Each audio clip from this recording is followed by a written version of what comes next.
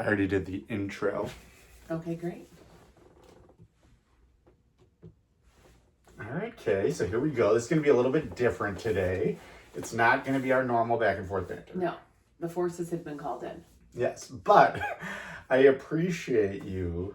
You know, you got the pod outfit on today a little bit. It took me a lot of strength to change out of my sweatpants to put this on for you. I know, this has been a not rough, but fun Sunday where we've been doing we've been in the sledding snow all weekend. Yeah. In the snow all weekend. I went to the Nutcracker today at Hinsdale Central. It was beautiful, but I had to wear real clothes for that for quite a few hours. I did not have to.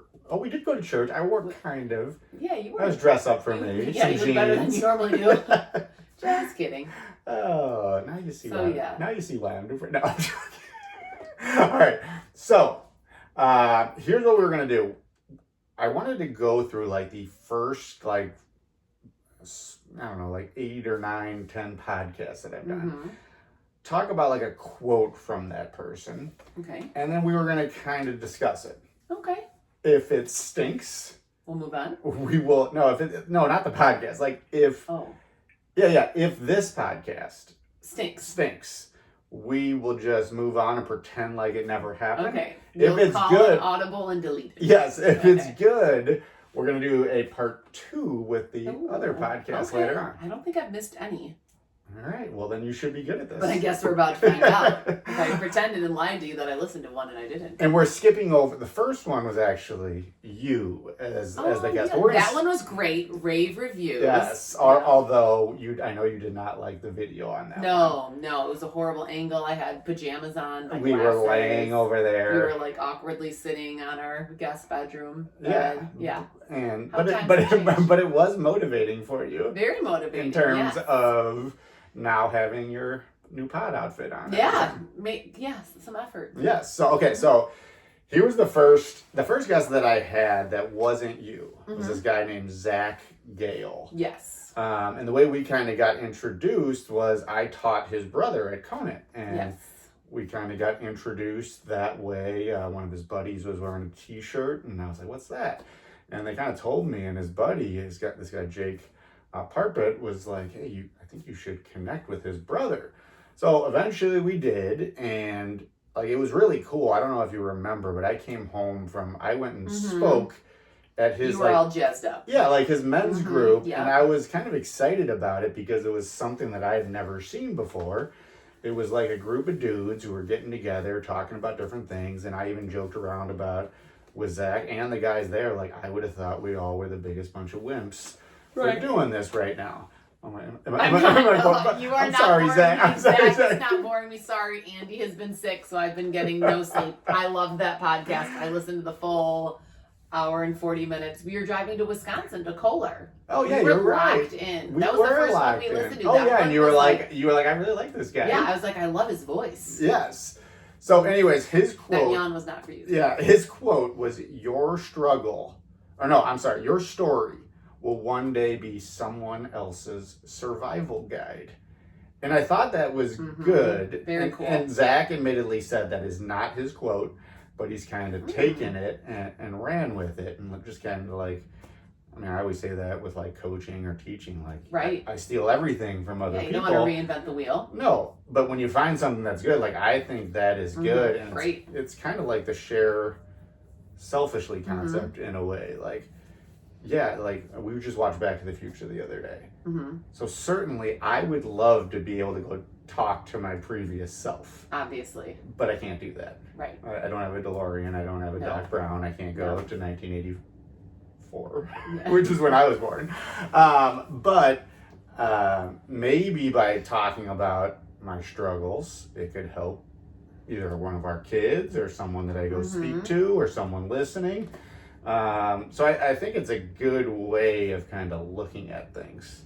Yeah, I agree. And I think that you mentioned this in some other podcast saying that, just share, maybe it was the Sister Project, saying just sharing like brings someone else you're talking to maybe that comfort or that understanding, or lets them know that like it's okay to be having a problem, to having a struggle, and you find comfort. Like you find comfort in someone's story, and then you can use it for your own. You can use it to help a friend, a colleague, a family member, whatever. Because honestly, for example, when you first started having your bouts of depression, I didn't know what to do. I had no idea what depression was. I had never seen it in you before. I didn't know who to turn to help.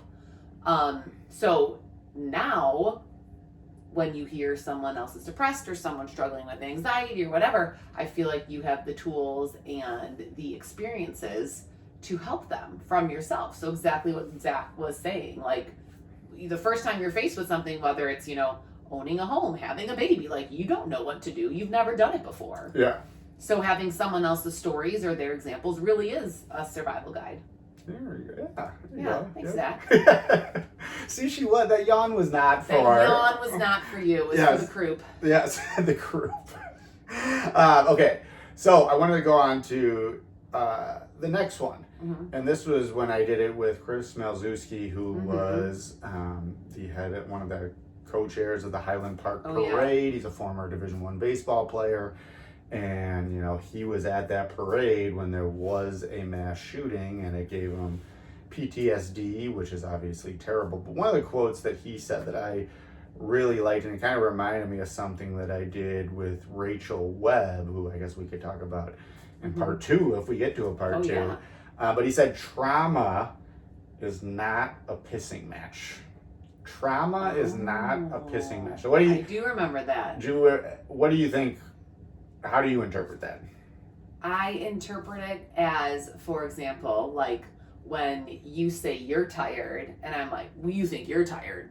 I was up at midnight and from 2 to 4. It's like, it's not a pissing match. It's not a competition on who is more tired, who has more trauma. We're both tired. We're both tired. We both went through traumatic experiences or whatever he was referring to. Yeah. And your trauma doesn't have to be better or worse than someone else's, or you don't get a prize for having the most traumatic experience. So yeah, you don't need to try to compete. You should just listen, accept, help. Yeah. Well, because I think it was one of the things that he was talking about why he didn't get help immediately. Like he would, that's something that you would think you would get help, or even like the guys coming back from war. Yeah. Like you would think that they would get help immediately from the things that they may have seen, but you're comparing it. It wasn't as bad as maybe the person who actually lost a loved one during that, or someone who, you know what I mean. So I think that's kind of what he was saying, and it kind of reminds me of like what Rachel Webb was saying. She's a sports psychologist, and she was talking about like the pain Olympics, and like. We're always kind of competing. Oh, my pain is not as good as your pain, so therefore I won't get help. Which I think is a mindset that particularly a lot of men have, and former athletes have as well. Could be because like we live in the world of competition, totally, in the world of pissing matches, right? So I thought it was a good quote to kind of explain. Both his situation and other people's situation. Yeah, his situation was incredibly intense. I mean, if it was a pissing match, he would win, because that is something that no one ever wants to be a part of, have the trauma of that. I mean, that is like a battlefield in war. That's my water. Don't drink my water. My fault.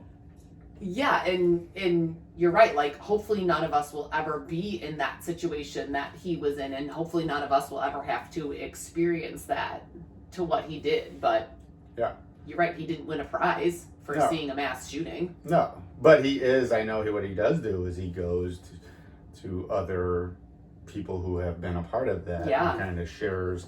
Again, it's a situation where you almost need someone else who has experienced that, like just some regular person that's gonna have a hard time relating to someone who's dealing with that, I would think. Yeah, and that also must provide those people who have been in those situations with serious comfort to know that you can move on, and you can be in big crowds again, and you can be at, events like that and not be having the anxiety, the panic attacks, all those things that he did have with that 4th of July parade. Yeah, and I know it makes sense. Right, and he's still doing that. He's got his, You know, like Zach He's Gale. walking tall. Yeah, hey, you have been paying attention. Yeah, Loyal listener. His walking tall movement. Yeah. And just like Zach's me to we movement. They're both kind of doing similar things, and they both do some speaking, and they're definitely guys that I keep up with and keep in touch with. So yeah. So next one, and this was the Mike Fisher episode, and Mike Fisher, like this episode, it had me crying in different ways, both out of sadness, but also Fish was absolutely hysterical on it. Yeah, and there were like he was really good. There were so many quotes that I wanted to choose, but first of all, a couple I didn't want to repeat. Inappropriate. Yeah, inappropriate. I didn't. But amazing. As long as he said it, it was okay. Yeah, but I didn't want to say it. But there were just so many good ones. But this one I've used when referring to relatability. Okay. Okay. So his quote was, "This was the first time that he went to a therapist." Okay. And he goes, "I'm just like, dude, this guy walks in with Birkenstocks and like these thin wire rim glasses, and I couldn't do it." And so like basically what he was saying is like, it wasn't his guy. It was, like he couldn't relate to a guy, and he was like, "There's nothing wrong with guys like that, but that is not who I am. Like that's just not me." And he couldn't relate to that. And one of the things that I was thinking about when I like read that quote, and when I've been thinking about like the relatability factor, this is a theory I'm working on. Oh, okay. Listen to this theory. Okay, Professor. This has no research behind it. This is just a thought of mine. Okay. So my theory is that people of like our generation and older, particularly men, the relatability factor is so big because we are so like on the spectrum of believing in mental health or not believing in mental health versus believing. We are way further over there. Where young people, because they have been educated, because it's been talked about, because they have the vocabulary, like the relatability factor, it is there, you do need it, but it's not as important as it is for like a guy like Mike Fisher or myself or other people of our generation, because we don't necessarily believe in that type of thing. So we need someone that we can relate to being like, yes, this is a thing. Yeah. Yes, I've experienced that. What would you think of that theory?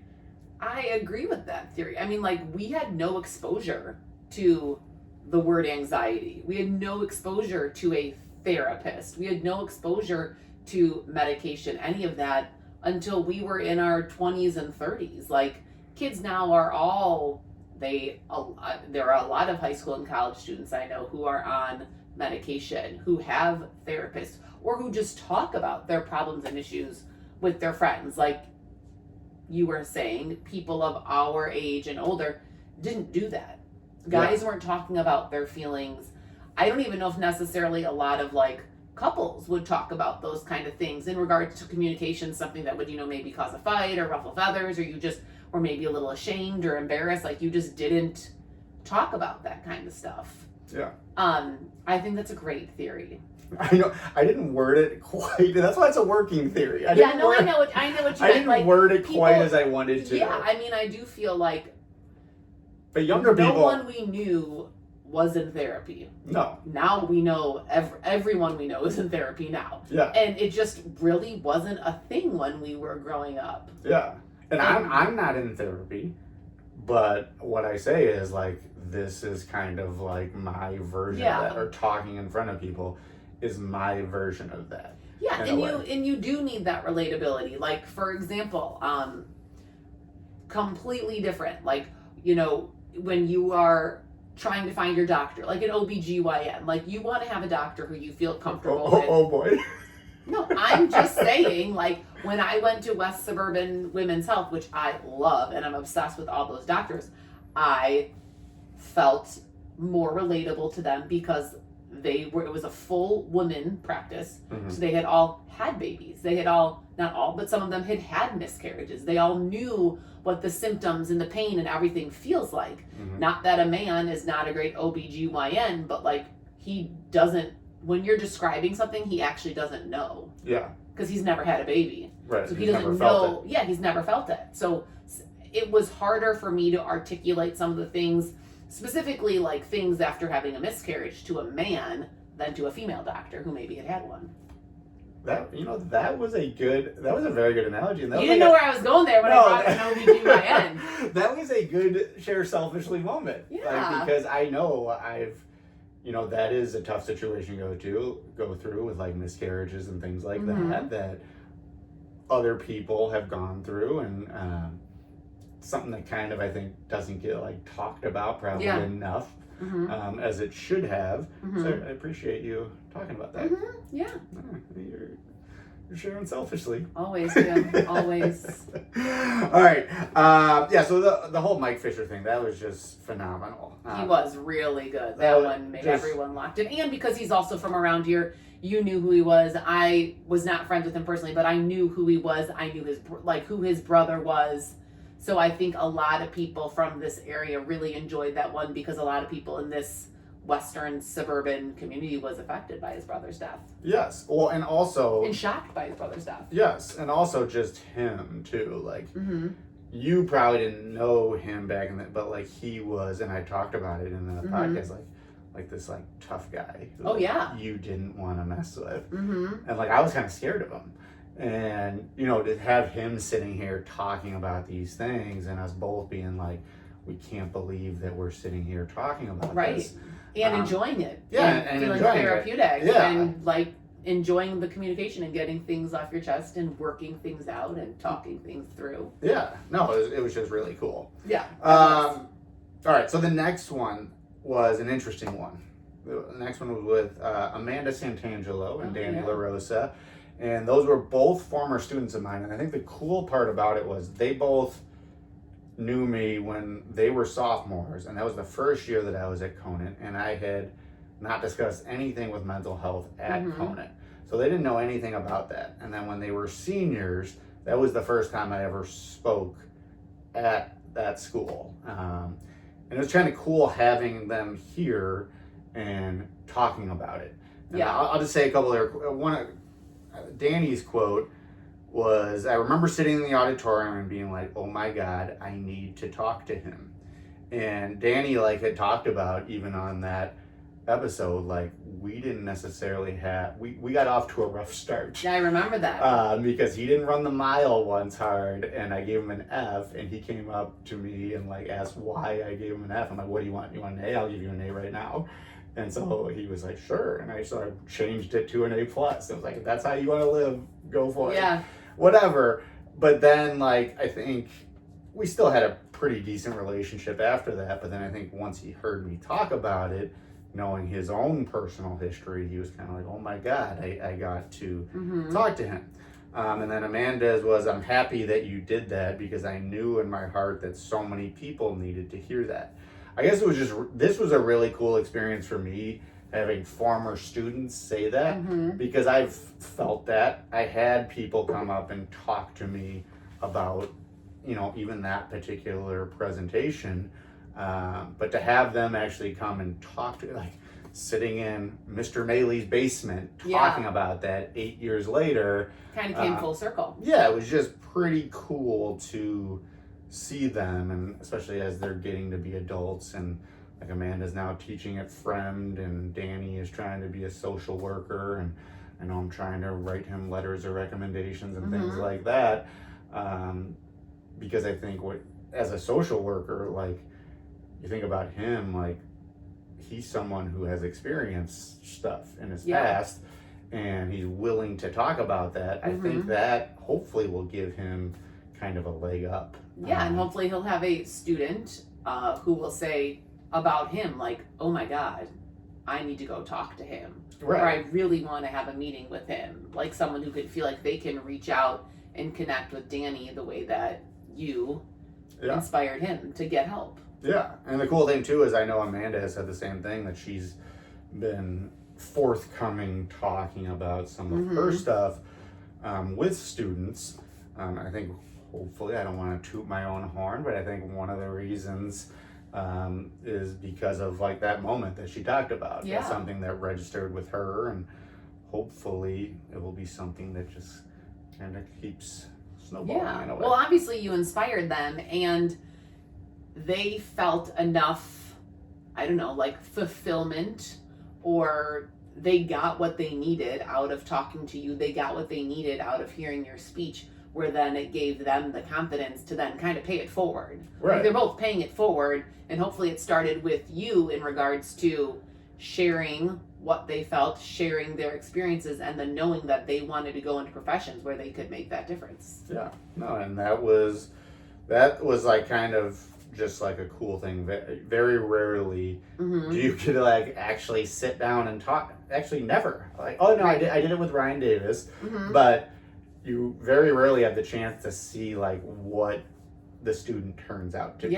Like you might hear the something. Fruits of your labor. Well, you might hear something every now and then, but you don't actually get to sit down and talk to them. So that was a very rewarding experience for me. And I think it was cool for hopefully them. I think it was. I don't think they would have done it if they didn't think that it was gonna help them and help others. Yeah. So, all right. Next, Bridget McGuire, who we have talked about on some podcasts because we lots have of shout outs. We've seen her again. Yeah, we've seen her multiple times. Hilarious. Her specific show, Ballet Flats for Dinner, really focuses on the mental health side.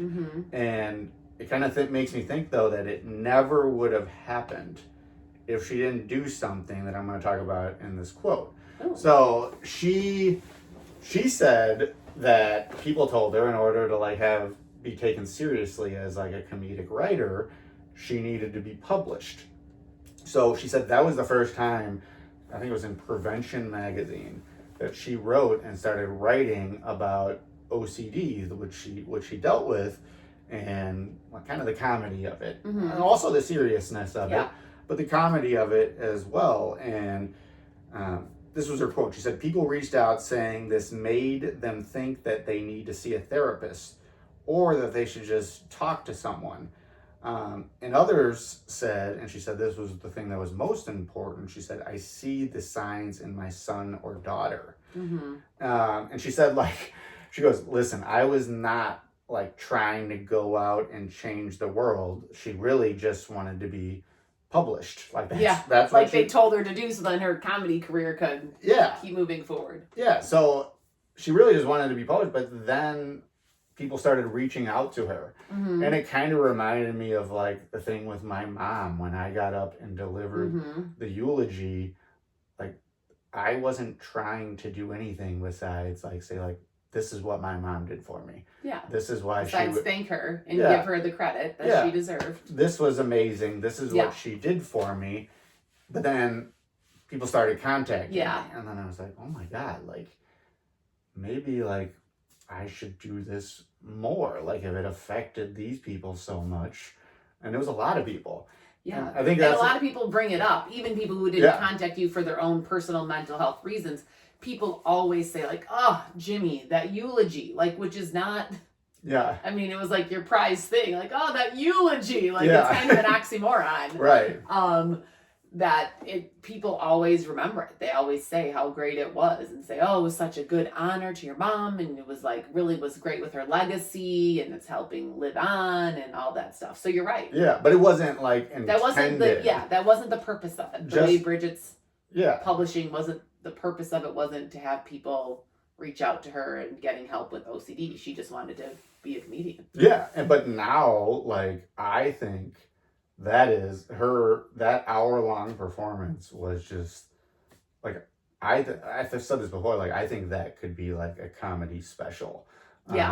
Or even, like, you could do, like, a series on that. I think that would be hilarious. Yeah, she does a really great job of mixing in the humor and the seriousness and the comedy and like very self-deprecating in the best way that all comedians are.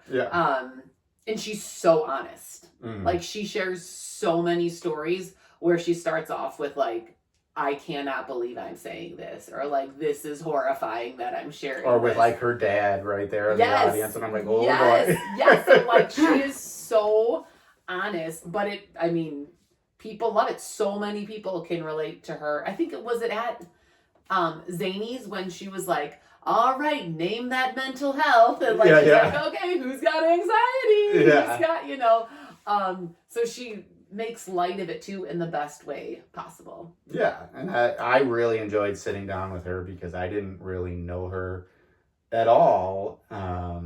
I knew that I loved her name. I love the name Great Bridget. Irish name. I obviously love the name McGuire, but Bridget was one that and I told her that was something that we were going to go with. Mm-hmm. But I just kind of knew her from afar.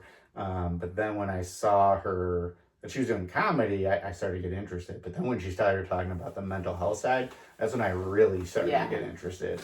And I really kind of enjoy listening to her different takes. Yeah, and now we've seen her multiple times, and she always has new material, new stories, and something that she's living with, and a lot of people who have it live with their whole lives. And so it's going to be the gift that keeps on giving for her comedy. You know what I told her she should do? I wrote a message because on Facebook she reposted. I don't know if you saw it when she had the Christmas picture of her and her sisters. Yes, from like 1990. And there was her commentary of it. Yes. And like I was like, Bridget, you should just like let people send in their own, people that she knows a little bit. Oh yeah, send in their own 80s when pictures, they say, and then do like a rendition. That would be funny. I mean, the way kids dressed back then, brutal.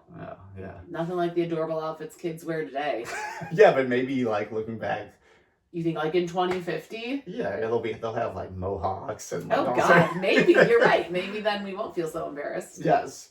All right. So next one, Ryan Davis. So Ryan Davis is someone that I coach. Great kid, great person, phenomenal player. He gave me a lot of joy as a player, and I'm sure you just watching, you came to a ton of those games, and he was just an absolute force. Yeah. But what I always say about him is that he's someone who, would listen. And he was someone that you could get on and he would just take it. And I rarely it was hard to get on him because he was so good. It was like, I said that before, like, are you... What am I going to yell at you for? Yeah, not scoring 50. It was hard to get on him. Having another triple-double? Yeah. But it was, am I mad about that, Ryan? Yeah, so it was hard to get on him, but I remember I did once and he just took it. Yeah. And I think that's something that all the other players needed to see. And he wasn't like a loud, boisterous leader in any way. He was a really shy kid, but like, to me, that was like leadership. And it was nice that he would also have all those triple doubles. But anyway, so he came and like, it kind of made me sad because I wish I would have, I guess, came out I don't know if that's the right word, but came out with like my story and my history when he was my player. But I didn't at the time. I didn't have like the courage, or I didn't have whatever that allowed me to do that. But he was struggling, he said, even in those times. Yeah, his podcast made me cry because listening to it, because I was like, oh my God, if Jim or any other teacher or coach or anyone would have known these things, like, it was really, that one was hard to listen to, thinking like someone who was so amazing at basketball, a quiet guy, but like so wonderful of a student, of a person, like to be struggling and keeping it all in. Yeah. That one was hard for me to listen to. Yeah, no, and it was hard, hearing like, I thought the amazing thing was, and this just shows how mature he was though, is that he chose to go to Vermont because he knew that they had a mental health person on staff. Like, I just thought that, I just thought that was amazing that he had the foresight and he knew that that was a big deal for him. Totally. But here's this quote, and it came when he was like at his lowest point, when he was at Vermont. And he said, I just mentioned that I was struggling. And this was when he was talking to his brother. He called up his brother. And this was at like the darkest point. And no one really knew anything. He said, I just mentioned that I was struggling. And he said, just someone knowing gave me confidence, and it was just one person knowing. And I know what he's saying there because like I remember the first time that I told someone about what was going on, like it was almost like a sense of relief. Like a weight lifted off your shoulders. Yeah, it's a sense of relief. Or even like when I went to go get help for the first time, it was a sense of relief, like I was doing something. Yeah. Taking that first step. Yeah, and so like him saying that, I just wish, again, I would have known that earlier. Luckily, he did call me up and talk to me about this when he was playing in Europe, because I think he had heard like what I had been doing. So it just makes me so sad to think of him. He probably was like so scared and nervous to call his brother, who was going to obviously be blindsided. And then he probably was feeling like, oh, I don't want to put this weight on my brother. And like, I don't want to make him nervous and make him sad and keep him awake all night. And that must have been really hard to take that first step. Yeah. But I think to me, it was really great to see him talking about it though, because like he was someone that was pretty big in that northwest suburbs area. Yeah. So good. And now he coaches a lot of kids, and just he's a monster too. Like to see a guy like him talking about these things. Like he said he won't. I was like, Ryan, you should go and do what I'm doing, like talk in public. Yeah. He's like, that's not really his thing, but he's like a writer, and I thought he was really good on the podcast. He was great. I think he should explore that more, because I think we talk about relatability. I think him talking about those things. But him just being a coach, knowing what he went through, kind of like you being a coach, knowing what you went through, he'll hopefully be able to, he's working with middle school kids, right? Yeah, well, I think he works with, he does, but he coaches middle school kids. Yeah. And like, hopefully he'll be able to pick up some of the signs if he sees that with the middle school boys or girls, and hopefully he can kind of start it earlier, the way that we were saying, this generation of kids, like they're actually aware of it now. Yeah, or so they don't have to wait until college. Yes, right. Talk about it. Or even, or they don't have to wait until 3 years too late after their star player leaves, That's and then right. I start. Yep. Then I start talking about it. I wish I would have. Yeah. Started a little bit earlier. That would have been, I think, maybe helpful to him. Totally. All right. Next one. Two guys you know. Gerard Salvaggio and Matt Foley. Yeah. There was a lot of different quotes in this one that I really liked, some stories that I thought were hilarious. It was cool to have them. We did it when we were on vacation in the Wisconsin Dells. That was very fun. All the ladies. You were really looking forward to podcasting. Yes. The whole vacation, you couldn't wait to do your podcast. Yes, all the ladies took all the kids, and we went down to the basement and did the podcast. And I think it was something that I think Gerard was on board with. I think Matt was a little hesitant at first, but then he got going and was really good. And Matt has different parts to his story, both with anxiety and like those kind of compulsive thoughts. But he also had the cancer factor.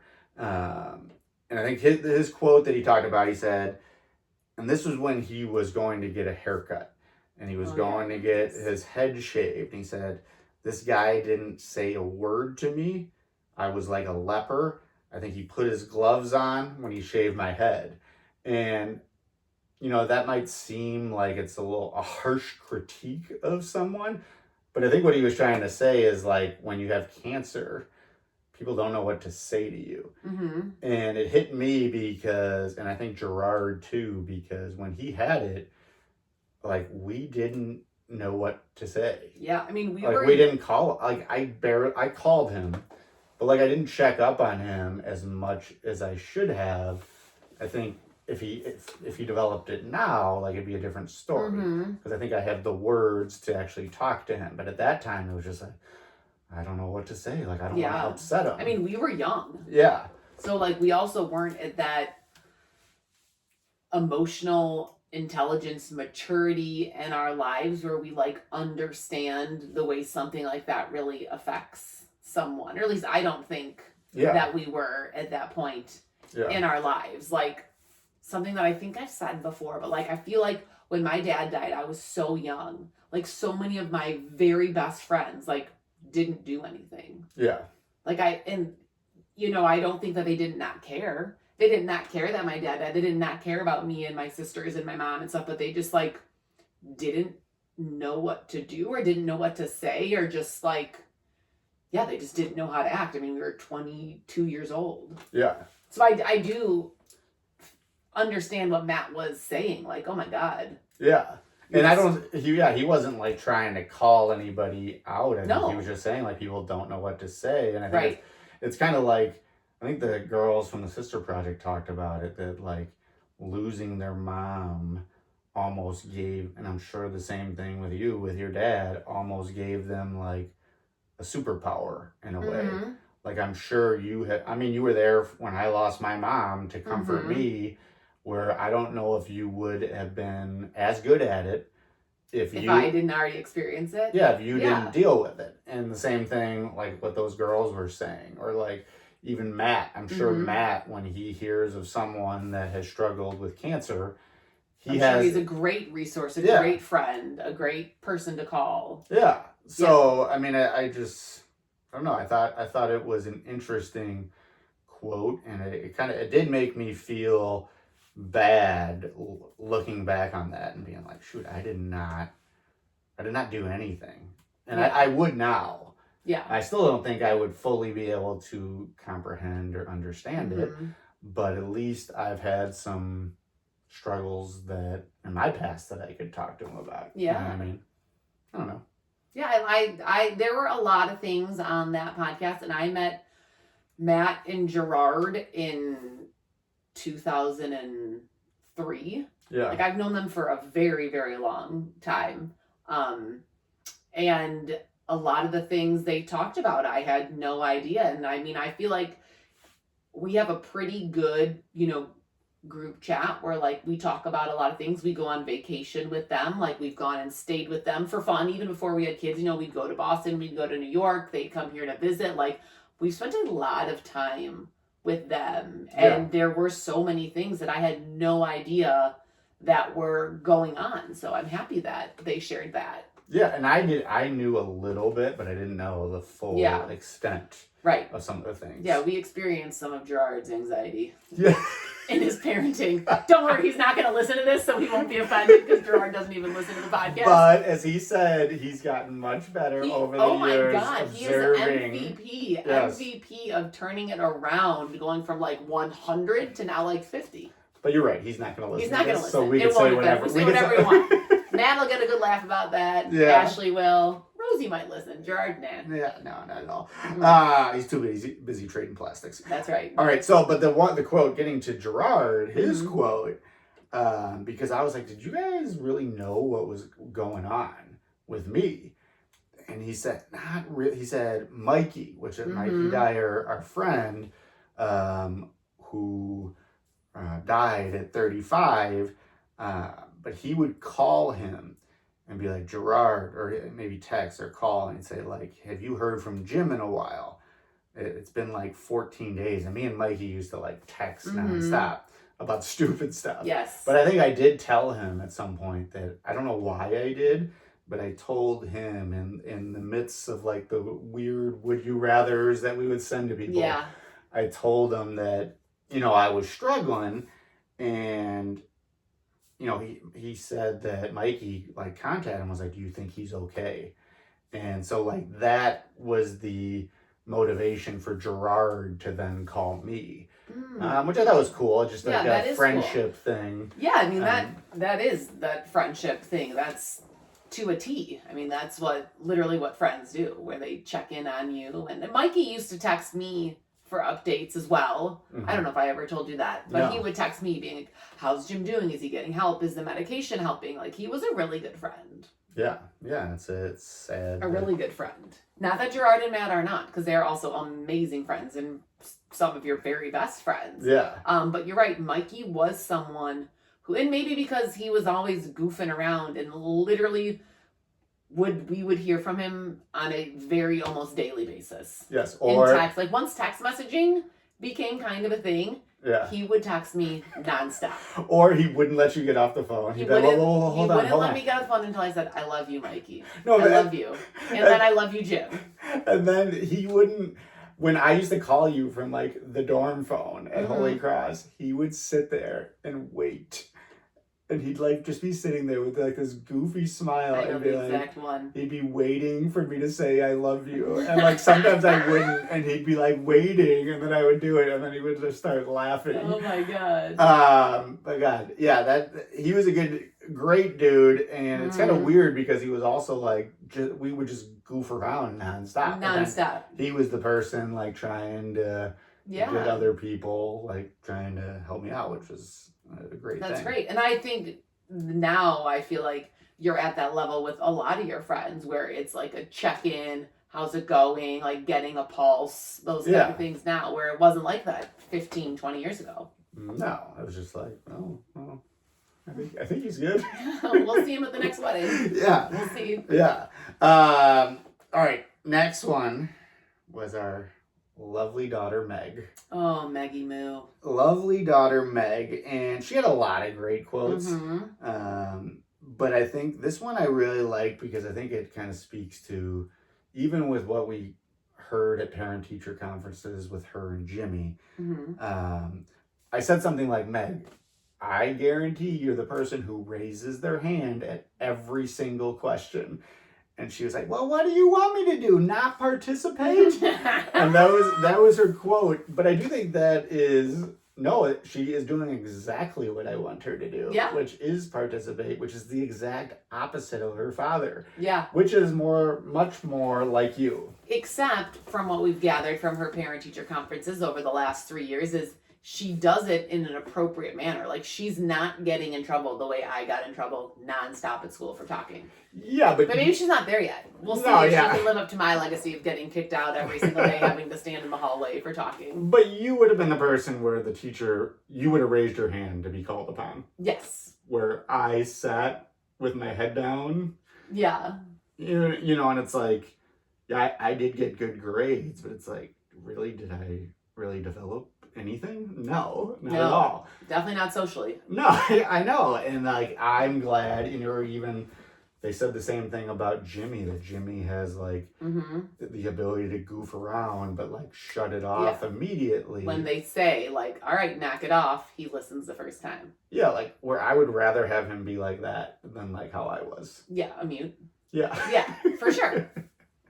But Meg's quote kind of reminded me, and Meg had a ton of good quotes. Meg is good on the podcast. She is. She turns it on. She's very funny. Very funny. Very funny. And gets into it. She really gets into it. And very dramatic. Like, she could be like a little actress. I don't know. She could. Yeah, but that was her quote that I really liked, and I'm sure she's going to be on it more.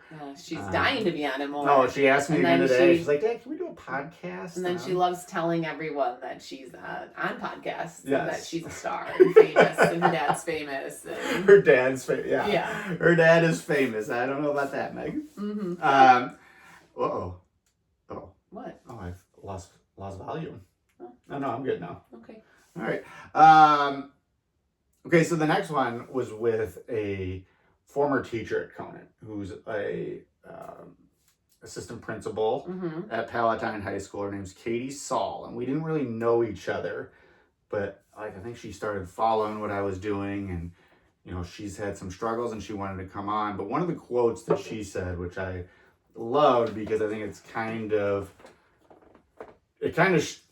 kind of shows like why that I think teachers should be more open and vulnerable, or kind of check in on kids with stuff like this. As she said, I became a teacher because I had one English teacher my senior year who could see through all my acting, and like they would check up on them and be like, listen, they even brought up like anxiety and depression, and like she was like, they were so right. And I needed someone to say it to me. And she said, like, the person would even check on her as she moved on to college and beyond. And That's great.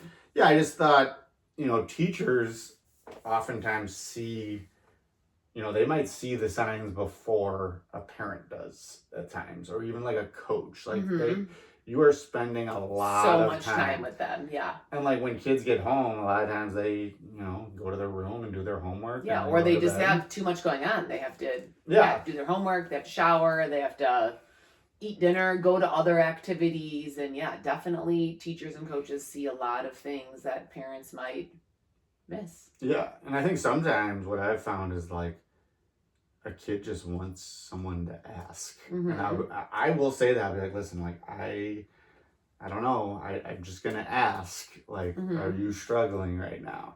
And sometimes that'll snowball into like what's really going on there. Sometimes not, but like I'd rather ask than. Well, and then there's also a thing with like, whether you're 10 or 15 or 25, like sometimes you just would prefer to talk to someone who's not your mom or dad. Right. Like you can talk to your mom and dad about a million things, but sometimes you don't want to talk to those personal things, kind of like the Ryan Davis calling his brother, like, you don't want to make them worried. You don't want to make them feel guilt. You don't want to make them disappointed in you, or like you don't want to feel embarrassed in front of them. Like sometimes it's easier just to talk to a friend, a counselor, a coach than your mom or dad. Yeah. No, and I think, and that's what that quote kind of, and she talked about it more and talked about how she does similar things with some of her students. And I think now that she's an assistant principal too, she probably has a pretty good handle on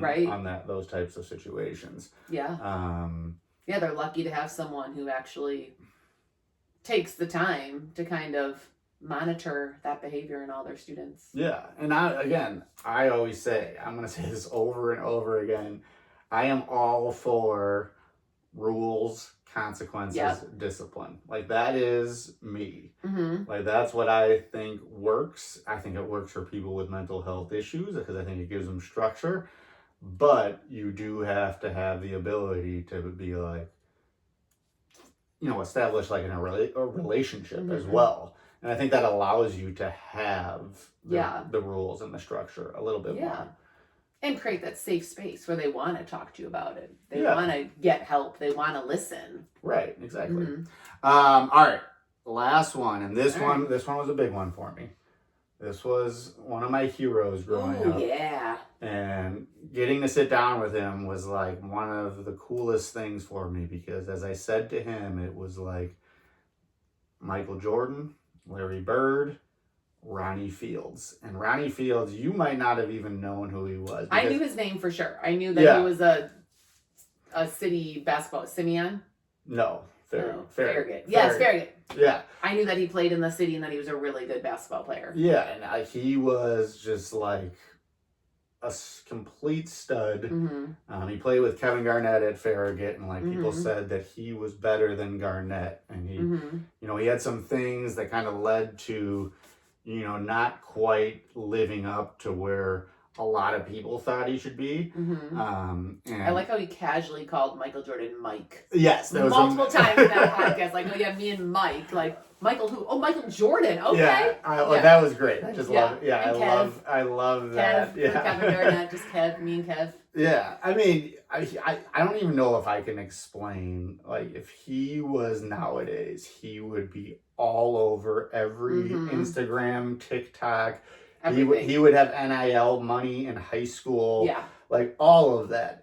But I was really impressed with like the person that he has become. Like to me, like, and I what I said is like, you made it, dude. Like, you made it. Like everybody said he didn't make it because he didn't play in the NBA. And what I told him is like, there's a lot of guys who play in the NBA that are jerks that like aren't good people. Like he's made it to where he's coaching young kids and he's helping kids out in the city and in the suburbs, and he's doing an AAU program. He's doing all this stuff. Like I feel like his story could have gone south. Yeah, but he was saying he didn't really have a support system. Yeah. Like he didn't really have anyone who was this like guiding figure the way he seems he is now in a lot of these young athletes' lives. He was like, it was kind of like I was fending for myself. Who helped me? Myself. Yeah. Like, I didn't have anyone to lean on. I didn't have anyone showing me the way. Yeah. And so, like, this was his quote. He said, coming out of all those things and being where I'm at today, I hope people see that you can persevere and be productive, not only for your family, for your own life, and for society. And I thought, again, like, that was a great quote that he had, but everything leading up to that, I was like, wow, this guy is really impressive. Especially, like, there were, like, I don't know, there was just, like, rumors going around all the time. And, For like, sure. you know, he was just, it was really cool, like, when you go and see someone that, like, you look up to it as a kid, it's good to know that they're not a complete jerk. You know what I mean? Like, sometimes if you meet someone, you might You find always out. hear that about, like, athletes and stuff. Yeah. It's like, oh, I met him, and he was horrible. Yeah, where, Yeah. like, this guy was, you know, like I said, he made it as he has a daughter who was in college at, like, DePaul. Like, you made it, dude. Like, Yeah, that is making it to me, you know? Yeah, he's built this huge, famously successful basketball program. Didn't he win a state championship? Yeah. With Hope High School? Like, he's doing all the things. Yeah, and he was very humble. Yeah. Very humble on the, like, there were a bunch of dads at the Highlands pickup, because, you know, I'm on the pickup circuit, who were like, oh, Ronnie Fields. Like, oh, I heard Ronnie Fields is going to be on Jim's podcast. And a couple of them said to me, like, what? Why didn't he get to the NBA? Like, was he, like, in a gang or, like, drugs? And I honestly didn't know the answer. I was like, I don't know. You better tune in to find out. Like, I had no idea what it was. I thought he was an injury. Well, he had the injury. Mm-hmm. He had, like, the setbacks getting into college. Mm-hmm. And one of the reasons, like, that was, like, the thing about it too. And I talked to Ronnie about it. Like, I was like, dude, like, you didn't have the grade. And he's like, well, like, no one held him accountable. Like, yeah, he said he had no one. It was literally him as a teenager. Like, we all know teenage boys. They should not be fending for themselves. They shouldn't be navigating their way, balancing life, sports, homework, college. Like, how do you balance that when you're a 17-year-old boy? Well, and as, like, just a superstar. Like, yeah. I mean, it's very understandable from that regard of, like, why he wouldn't have had the grades, because he clearly, just from talking to him, had the capability. Mm-hmm. But I think it's cool that he kind of uses that experience to help other kids who maybe are going through that situation. Like, hey, man, I've been there. No one was as good as me. Like, you know what I mean? And he wouldn't say that. Right. But I would say it for him. And he was pretty big on discipline, from what I remember. Like, in regards to his current players. Didn't he, like, start? I mean, he's a starter. Yeah. Like, he's pretty good on discipline. And I think I remember him saying, like, I am doing this for you. I know you're mad now. I know it doesn't make sense. You're pissed or whatever. But, like, this is going to help you in the long run. Yeah. I would like to do another one with him, because I really think that he has, and that was Thatcher Cateman, who had been helping me out with a lot of these podcasts, was able to kind of coordinate that, and he kind of did a guest host appearance. Yeah, he was good. Thatcher was good. Yeah, he did a pretty good job with it. Yeah. And it was just a really, really fun experience for me. Yeah. And he taught me some good stuff, which I thought was pretty cool. Got to meet your childhood hero. Yes, I did. Yeah. All right, well, that's it. I thought that was pretty. This was a nice reflection, and I passed the test. I told you I listened to them all. Really, I did listen to them all. Yes, that was very good. You did listen to them all, Yeah. and I thought it was really good. And, you know, I mentioned this in the intro, but with, like, Thanksgiving, we just passed. I wanted to show some gratitude to the people who had been on this and had helped me continue to do this. They shared their story. They shared selfishly. And everyone brought different things to the table. You haven't had anyone who is similar. No, yeah, they've all brought different, and men, women, same thing. I think it just shows that, you know, mental health can affect anyone, man, woman, black, white, old, young, can affect anyone. And I'm glad we we're able to sit down and kind of reflect on Yeah, this. And I reflect think on we it. will have a part 2. I'm ready for part 2. I won't yawn in part 2. Maybe I won't be as tired. Well, Part 2. I appreciate you coming. I was going to do this and have it just be me talking. I was like, that'll be kind of weird, like just me talking. I So mean, it wouldn't have been weird because you're the person who did it. Like, Yeah. it would have been like a more But of you a listen to it. self-reflection. But Yes, you listen to it. So I it was- bring in the aspect of the listener. Yeah, so it was The good. critiques of the listener. Yeah, so I appreciate you coming on. Thanks, Jim. Happy to be here. I've enjoyed all of your guests. I mean, I felt like I've met most of them when they're here at our house if I didn't already previously know them, and they're all wonderful. Yes. Great people doing great things in the world. And we'll be back having you do in the lead chair. This is the lead chair. In the lead chair, yeah. I might like the angle of this one, but I'm not sure. We'll see. I gotta check out the vid in a Yes. All right. Well, so as always, thank you to all these people for sharing their story. second. Yep. Because as I always say, by sharing your story, not only do you help others, but you end up helping yourself. Because that's The Maley Way.